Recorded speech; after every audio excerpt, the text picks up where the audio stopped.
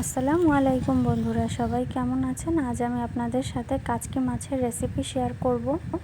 এই কাচকি মাছটা রান্না করার জন্য প্রথমেই আমি কড়াইতে পেঁয়াজ কাঁচামরিচ দিয়ে দিয়েছি আর দিয়ে দিচ্ছি পরিমাণ মতো তেল। তারপর দিয়ে দিচ্ছি 2টা তেজপাতা। তো এখন আমি কিছু সময় পেঁয়াজটাকে ভালো করে ভেজে নেব। পেঁয়াজটা নরম হয়ে আসলে এর মধ্যে আমি একটু রসুন বাটা দিয়ে দিব। তো এই তেলটার মধ্যে রসুনটাকে আমি ভালো করে ভেজে নেব।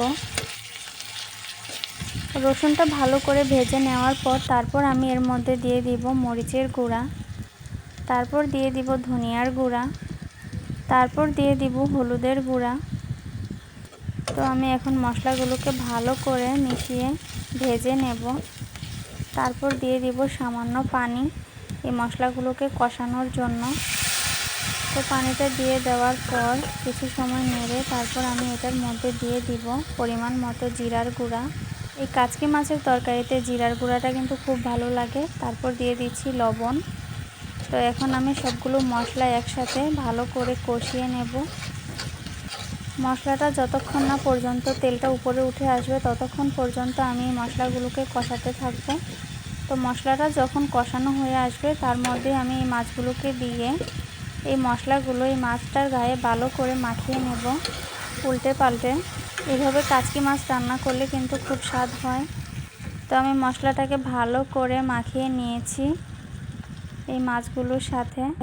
তো মাছগুলোকে কষিয়ে নেওয়ার পর এখন কিন্তু পানিটা অনেকটাই শুকিয়ে গেছে। তো এর মধ্যে আমি সামান্য পানি দিয়ে দিয়েছি। এই তরকারিটা কিন্তু আমি একদম শুকিয়ে ফেলবো, একদম ঝোল রাখবো না। এই মাছের তরকারিটা যতটাই ভাজা ভাজা হয় খেতে কিন্তু আরও স্বাদ লাগে। তো এই মাছের স্বাদ বাড়ানোর জন্য আমি দিয়ে দিচ্ছি ধনেপাতা। ধনেপাতাগুলো একটু সেদ্ধ হওয়ার জন্য আমি মাছগুলোর সাথে একটু ভালো করে মিশিয়ে নিলাম উপরে নিচে করে। তো একটু পরেই আমি নামিয়ে নেব। তো তৈরি হয়ে গেল আমার কাচকি মাছের চচ্চড়ি।